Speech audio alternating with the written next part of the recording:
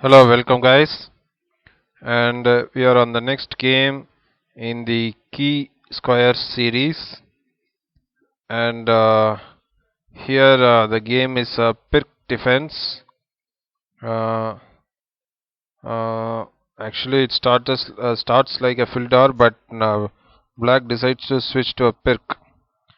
Okay, after E4, D6, D4, Knight F6, Knight C3, Knight BD7, Knight F3, E5, H3, G6, Bishop E3, Bishop G7, D5, DE5, Bishop E2. Here Bishop does nothing at E2. Bishop C4 is better. Castle short, and C6. I'm sorry, C6 and A4, preventing B5 and intending to fix the A7 pawn after advancing the pawn to A5. Queen E7, Queen C1. White is already running into some problems with finding a good setup to finish development. With the bishop on C4, E2 would have been a fine square for the queen. Generally the Anham pawn structure after d takes e5 is more often in black's favor. The c6 pawn paralyzes the c3 knight. Knight c5, attacking the e4 pawn and perhaps preparing to transfer this knight to d4 or f4 via e6. Knight d2, a5. A very important resource for black in this kind of structure. Fixing the a4 pawn and securing the very important c5 square for the knight. Black has enough time to regroup and play for the initiative. Meanwhile, white's knights must protect the e4 pawn and are hindering other pieces. Black is already better. Rook d1, bishop e6, b3, rook f d8. A very fine move. Precisely that rook belongs to the d file. The f8 square is vacated for the bishop. This is very important. It can be exchanged for white's dark squared bishop, weakening his dark squared complex on the queen side. Queen a3. A strange idea. In fact, white will admit it was a mistake on the next move. f3 was perhaps a good move, with the idea to free the knights by protecting the e4 pawn. However, black will have an excellent opportunity to switch his activities to the king side with knight h5. Bishop f8, queen b2, queen c7, and opening the diagonal for f8 bishop. Bishop f1, rook d7. A lot of time has passed without white improving a single piece, probably fearing black's growing initiative and lacking a promising plan. g4. This move is a big mistake. Sometimes this move can be made with a fianchettoed bishop on g2 in order to launch a kingside attack. However, the entire white army is locked on the queen side. The idea behind this move cannot be to attack the f6 knight either. It would jump to h5 and then f4. White's last move is just horrible mistake as it simply creates weaknesses. Rook a d8. Black's reaction is simple. Faced with a flank attack, he counters by improving his position in the center. Bishop g2, knight a6. Black is consistent. Simply by following his plan of exchanging dark squared bishops, he will reach a superior position. Knight f1, rook takes d1.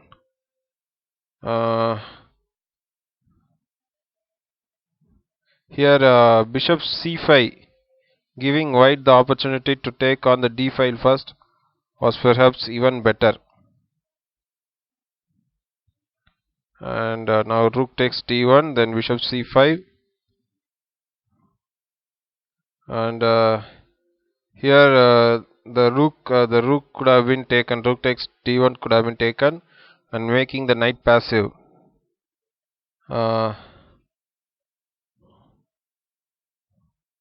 And black had probably planned that initially, but he switched to a better option before capturing twice. The knight is bad on c3 as well. Queen c1, rook takes d1. Here bishop takes e3, knight takes c3, knight b4 looks like a better option.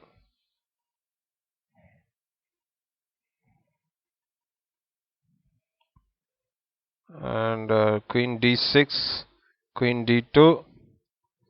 White wants to get rid of black's superbly placed pieces, which dominate the dark squares in the center and on the queen side. Queen takes d2, knight takes d2, h5. A very interesting solution. After white's response, black may be able to create an outside passed pawn on the h file by undermining white's kingside pawn chain with f6 and g5. g5, knight d7, h4, knight b4, bishop takes c5, knight takes c5, knight e3. It looks like white has achieved a lot. He has managed to exchange a lot of his passive pieces and to reduce the opponent's pressure in the center and on the queen side. He even managed to fix some of the opponent's pawns on the light squares, and his king is ready for action. White could like to place a knight on c4, attacking both black pawns. However, black's next simple move prevents this. It also leads to the creation of dangerous passed pawn on the a file. b5, ab5, cb5, and knight b1, knight c6. This move prepares the advance of the a pawn while the knight heads to d4. Black probably didn't play a4 immediately in view of c3, knight c6, b4, with some counter chances due to the weak b5 pawn. King f1, a4, ba4, ba4, knight a3, f6. Opening another front, black wants to create a passed pawn on the h file too. With these two powerful and distant passed pawns, black should be very close to the win. gf6, king f7, knight d5. White finally finds some activities, but black simply destroys all of his hopes. Bishop takes d5. This is the only move, but a very strong one. The black knights control the entire board, and with the passed pawn on both flanks, the game seems to be decided. E takes d5, knight d4, d6, king takes f6, and take a look at black knight on c5. It has been there for such a long time and has been safe and very influential, blocking one of white's pawns and stopping another. It even protects the a pawn. All of that thanks to black's fine 12th move. Pieces placed on the secure and key squares in the center are bound to play an important role in the next stages of the game. Bishop d5, knight f5, and now the positional advantage will be converted to material advantage. Knight b5, knight takes h4, c3, knight f5, king g2, g5. Now the rest is simple. Black launches his king side pawns. King h2, g4, king g1, h4, king h2, g3 check, fg3, hg3 check, king h3, and e4. Here even knight d3 followed by a check on f4 is another option. And d7, king e7, knight d4, knight takes d4, c takes d4, and e3, king takes g3, e2, king f2, knight d3 check, king takes e2, knight f4 check. Yet again tactics strategy, knight king d2, knight takes d5, king c2, king takes d7, and white resigned here.